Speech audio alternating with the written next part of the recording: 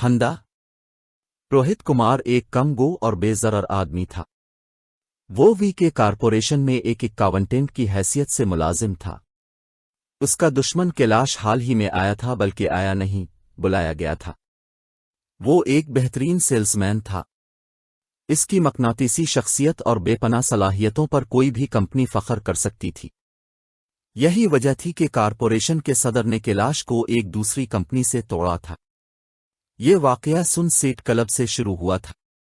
VK corporation का तकरीबन हर मुलाजिम इसका रुकन था और बाकायदगी से हर हफ्ते वहां जाया करता था, क्योंकि कारपोरेशन के सदर आनंद पाल सुबह से दोपहर तक गोल्फ खेलते और दोपहर का खाना भी वहीं खाते और शाम को बुर्ज शुरू हो जाता था।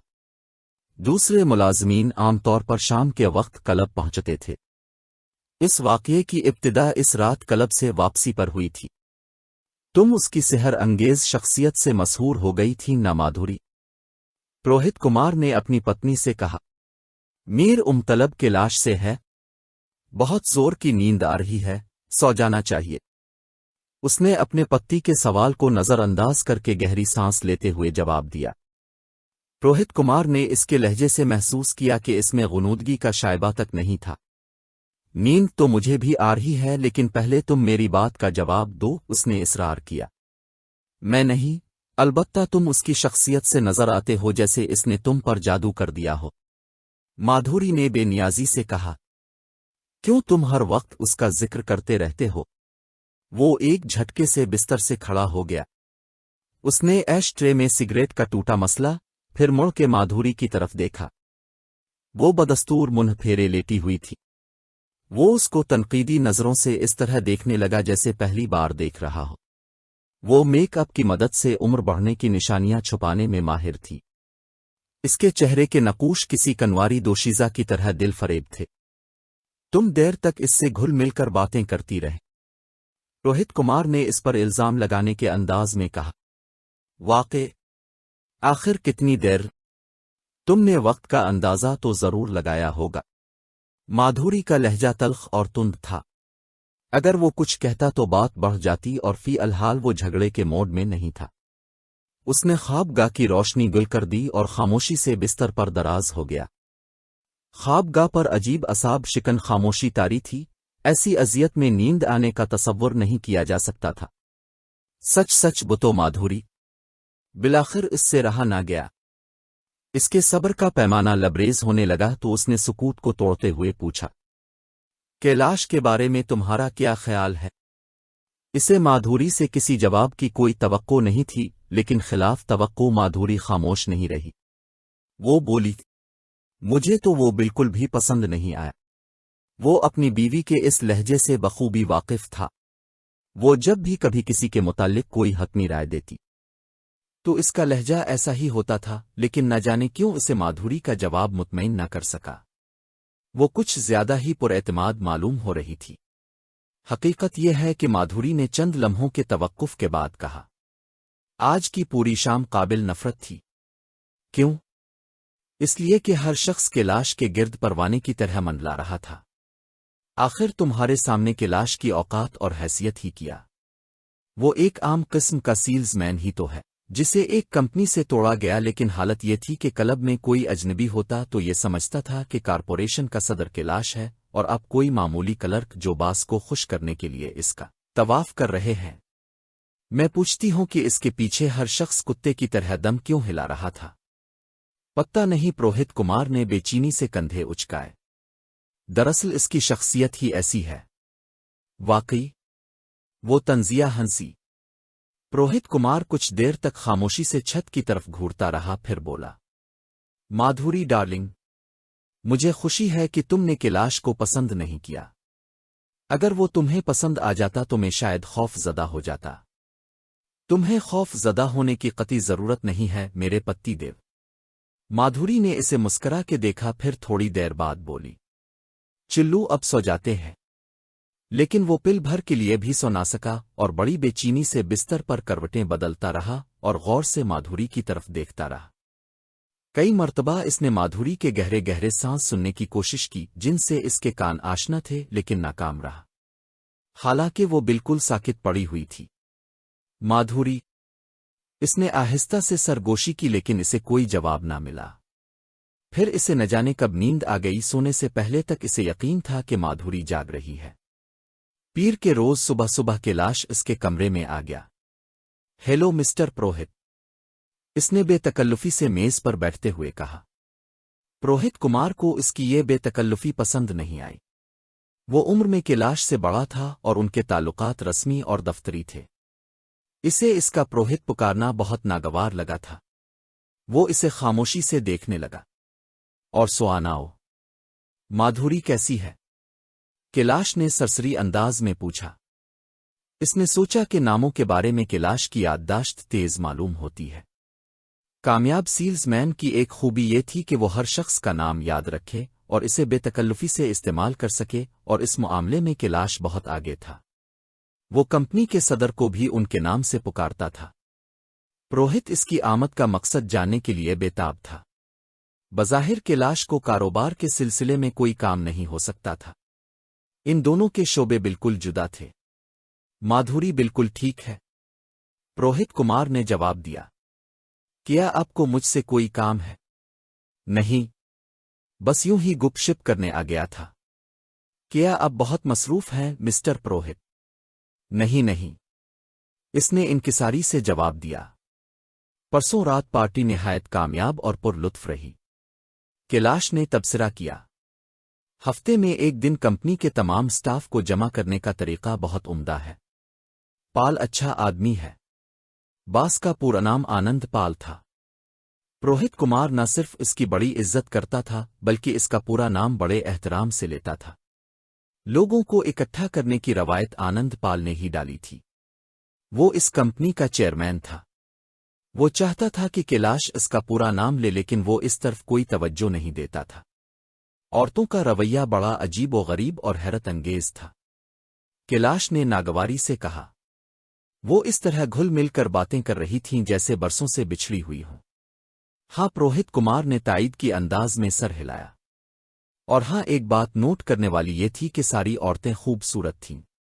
مثال کے طور پر اگروال کی بیوی، کیا نام ہے اس کا؟ نندا، مسٹر نندا اگروال۔ نندا کو فلمی اداکارہ ہونا چاہیے تھا۔ وہ بڑی بولڈ لگ رہی تھی اور بھی کئی عورتیں نہ صرف خوبصورت بلکہ ہر لحاظ سے بولڈ بھی تھیں۔ مادھوری بھی کسی سے کم نہیں تھی۔ پروہت کمار کے ذہن کو ایک زبردست جھٹکا سا لگا کہ کیلاش نندا اگروال کی بیوی کو ایک خوبصورت فلمی اداکارہ کی طرح تصور کرتا ہے، مگر اس کا نام بھول گیا، لیکن اسے مادھوری کا نام اچھی طرح یاد ہے اور وہ اسے بڑی روانی اور بے تکلفی سے یاد کر رہا ہے جیسے وہ اس کی محبوبہ رہی ہو۔ میں نے بھی محسوس کیا ہے، پروہت کمار نے کہا۔ یہ کہنے سے پہلے اس کے ذہن نے اسے تنبیہ کی تھی اور یہ جملہ کہنے سے روکنا چاہتا تھا اور اسے اس کی بے وقوفی کا احساس دلایا تھا، لیکن تیر کمان سے نکل چکا تھا۔ تم نے کیا محسوس کیا تھا؟ یہی کہ تم میری حسین بیوی میں کشش محسوس کر رہے۔ کیلاش میز پر اس طرح سیدھا محسوس ہو گیا جیسے کوئی موٹا بلا سوتے سوتے اچانک بیدار ہو گیا ہو اور اسے بھوک لگ رہی ہو اور شکار بھی نظر آ گیا ہو۔ اس وقت کیلاش کی آنکھوں میں ایک عجیب اور وحشیانہ چمک نظر آئی تھی۔ کچھ دیر کے لیے ہم یہ حقیقت نظر انداز کر دیتے ہیں کہ میں نے محض تمہارا دل رکھنے کے لیے مادھوری کا شمار خوبصورت عورتوں میں کر لیا تھا۔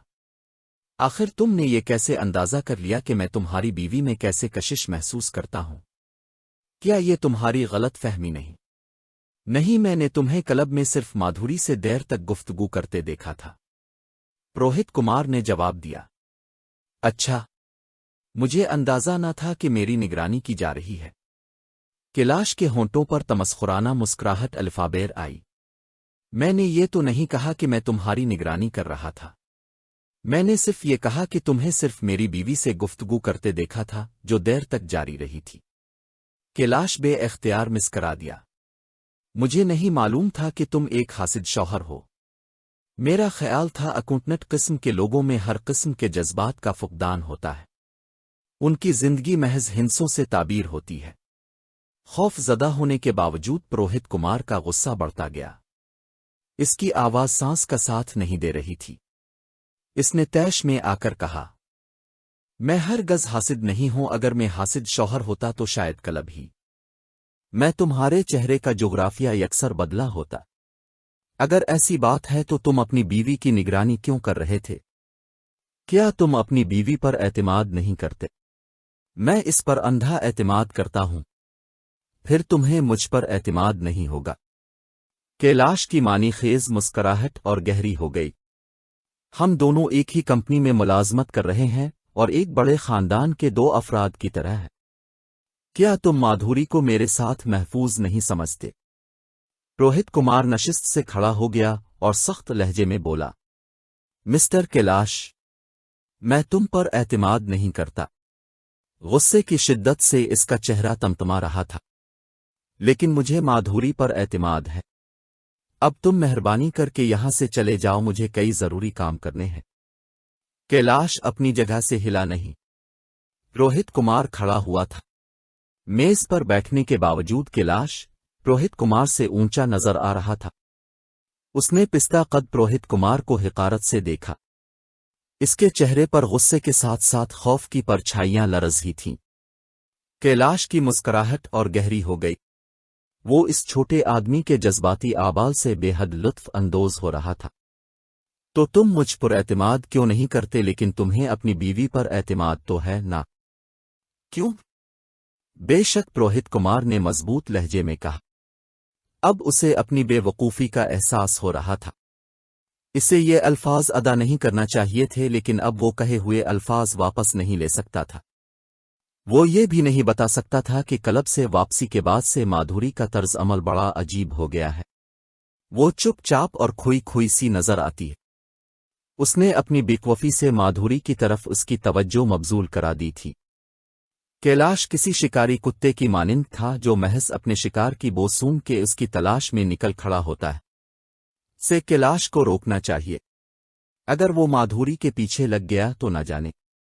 میں تم جیسے مردوں کی خصلت سے خوب واقف ہوں کیلاش، اس لیے تمہیں تنبیہ کر رہا ہوں کہ تم میری بیوی سے دور رہو۔ تو گویا تم مجھے دھمکی دے رہے ہو؟ تم؟ کیلاش نے بے یقینی سے اس کی طرف دیکھا۔ ہاں، تم جو چاہے سمجھو، بس تم مادھوری کے قریب مت پھٹکنا۔ آخر اس نے وہ سب کچھ کہہ دیا جو اسے کہنا نہیں چاہیے تھا۔ آخر اس شخص میں ایسی کیا بات ہے جس سے وہ نفرت کرتا ہے؟ کیلاش کی مسکراہٹ پھیکی پڑ گئی، لیکن اس کے سکون میں کوئی فرق نہیں آیا۔ وہ کچھ دیر روہت کمار کو حقارت سے دیکھتا رہا، پھر اس نے کہا، تم سے بڑا احمق آج تک میری نظر سے نہیں گزرا۔ وہ اعتماد سے قدم اٹھاتا ہوا کمرے سے باہر چلا گیا۔ روہت کمار اپنی نشست پر گر گیا۔ آہستہ آہستہ اس کا غصہ ٹھنڈا ہو گیا اور اسے اپنی غلطی کے بھیانک نتائج کا احساس ہونے لگا۔ یہ سب کچھ اتنی تیزی سے پیش آیا تھا کہ اسے سوچنے سمجھنے کا موقع نہیں مل سکا تھا۔ کیلاش کی خصلت کو دیکھتے ہوئے یہ کہا جا سکتا تھا کہ روہت کمار کی یہ تنبیہ بھڑکتی آگ پر پٹرول چھڑکنے کا کام دے گی۔ وہ بہت کمینہ اور مغرور آدمی ہے۔ وہ اپنی تذلیل اور توہین کا بدلہ ضرور لے گا۔ جمعرات کی سے پر کارپوریشن کے چیئرمین نے ایک باہم میٹنگ بلائی تھی۔ متعلقہ لوگوں کو اس کی اطلاع ایک روز قبل دی جا چکی تھی۔ روہت کمار اور کیلاش کو بھی اس میں شریک ہونا تھا۔ مسٹر آنند پال وقت کے سخت پابند تھے، اس لیے تمام لوگ ٹھیک وقت پر اس کے کمرے میں جمع ہو گئے تھے، لیکن کیلاش غیر حاضر تھا۔ سب لوگ موجود ہیں؟ مسٹر آنند پال نے ایک تائرانہ نظر ڈالتے ہوئے دریافت کیا۔ کیلاش کی غیر حاضری کا کسی کو خیال اور احساس نہیں ہوا تھا، یا لوگ اس کی غیر حاضری کا احساس دلا کے کمپنی کے چیئرمین کی نظروں میں اس کو گرانا نہیں چاہتے تھے، اس لیے سب خاموش رہے۔ روہت کمار نے مسٹر آنند پال کی کیلاش کی غیر حاضری کی توجہ مبذول کرانا چاہی، لیکن دوسروں کو خاموش دیکھ کر اس کی ہمت بھی پست ہو گئی۔ کیلاش کہاں ہے؟ آخر آنند پال نے اس کی غیر حاضری کو محسوس کر لیا۔ معلوم نہیں، وہ کہاں ہے؟ سیلز مینیجر نے معاملہ رف دف کرنے کی کوشش کی۔ بس آتے ہی ہوں گے۔ کیا اسے میٹنگ میں شرکت کی ہدایت نہیں کی گئی تھی؟ جی ہاں سر، میں نے آج بھی اسے صبح یاد دہانی کرائی تھی۔ اس نے کہا تھا کہ وہ یقیناً شریک ہوگا۔ میں پوچھتا ہوں کہ آخر کیلاش کہاں ہے؟ انہوں نے میز پر مکہ مارتے ہوئے پوچھا۔ इसी वक्त पुरोहित कुमार पर अचानक ये इंकिशाफ हुआ कि कैलाश इस वक्त कहाँ हो सकता है। वो उसकी तबीयत से अच्छी तरह वाकिफ था। इस कुमाश के लोग हर मामले में ड्रामाई अंदाज इख्तियार करते हैं। कैलाश उसे जिताना चाहता था कि उसने किस दिन, किस वक्त और कब इससे अपनी तौहीन व तजलील का इंतकाम लेना है। अब बात है मिस्टर पुरोहित कुमार, तुम्हारी तबीयत तो ठीक है? किसी ने पूछा। तमाम लोगों की नज़रें इसके चेहरे पर मरकूज हो गईं। मैं थोड़ी देर पहले ठीक था, लेकिन का यक जाने क्या हो गया, तबीयत बिगड़ गई। उसने बताया। तुम घर चले जाओ, तुम्हें आराम की सख्त जरूरत है, मिस्टर आनंद पाल ने फिक्रमंदी से कहा। पर पुरोहित कुमार खामोशी से खड़ा हो गया और लड़खड़ाता हुआ दरवाज़ा खोल के बाहर निकल गया और राहदारी को उबूर करके अपने कमरे में आया और बेजान सा होकर कुर्सी पर गिर गया।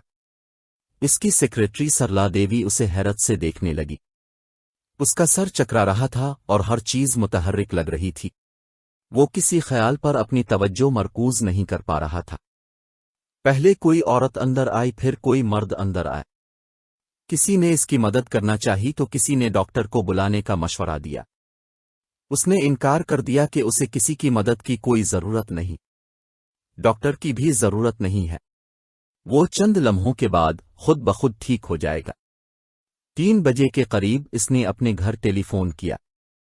3-4 बार मुसलसल घंटी बजी, मगर माधुरी ने रिसीवर नहीं अलिफाटे अलिफ, हालांकि घंटी बजते ही वो रिसीवर उठा लिया करती थी। इसे अपनी पुश्त पर बहुत सारी निगाहें नेज़ों की तरह महसूस हो रही थीं। उसने रिसीवर क्रेडल पर रख दिया, फिर दफ्तर से निकल आया और सीधा घर जाने के बजाय एक करीबी बार में चला गया। उसने गाड़ी बार के बाहर ही छोड़ी और एक टैक्सी लेकर घर की तरफ रवाना हुआ। उसका अंदाजा सही था कि जब वो घर पहुंचेगा तो यकीनन 6 बज रहे होंगे। ये वक्त उसके घर पहुंचने का होता था। घर में घुसते ही उसे माधुरी की गुनगुनाहट सुनाई दी। वो बड़े तरंग और एक अजीब सी सरशारी में थी। उसने बड़े वालेहानापन और वारफ्तगी और जज्बाती अंदाज से स्वागत किया, जो हैरत की बात थी, जबकि वो इसका रस्मी अंदाज से स्वागत किया करती थी। जान, माधुरी ने कहा, मेरी सहेली निर्मला 3 बजे आ गई थी, इसलिए मैं रात का खाना तैयार न कर सकी। अब रात का खाना बाहर खाएंगे। उस वक्त वो इस टेलीफोन के बारे में सोचने लगा जो उसने 3 बजे किया था। कितनी देर 1 घंटी बजती रही थी। हफ्ते की रात हसब मामूल कंपनी के तमाम जिम्मेदार ओहदेदारान अपनी अपनी बीवियों के साथ सुनसीट क्लब में मौजूद थे। कैलाश इस वक्त मिस्टर आनंद पाल के साथ बुर्ज की मेज पर बैठा हुआ था। पुरोहित कुमार बहुत कम क्लब आता था, लेकिन इस रोज़ा से माधुरी के शदीद इसरार पर क्लब आना पड़ा था।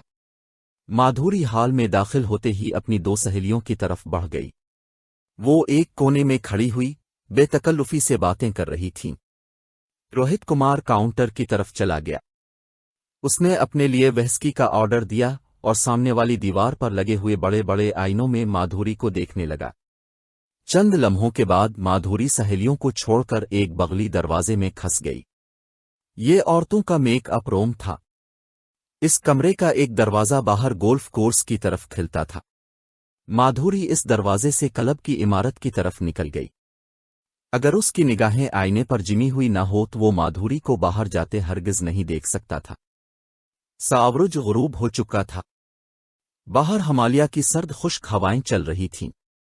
माधुरी के गुदास बदन पर मौसम के मुताबिक लिबास नहीं था। पुरोहित कुमार ने आईने में कैलाश को देखा। वो मिस्टर आनंद पाल और अग्रवाल की बीवी के साथ बुर्ज खेल रहा था।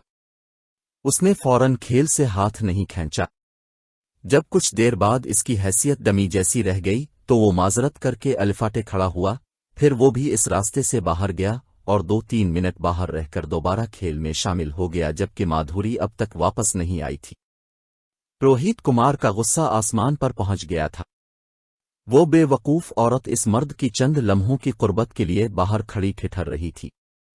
वहां उसके बैठने के लिए एक कुर्सी भी नहीं थी। ये कम्बिना माधुरी को किस कदर जलील कर रहा था और वो बेवकूफ उसकी उंगलियों पर नाच रही थी।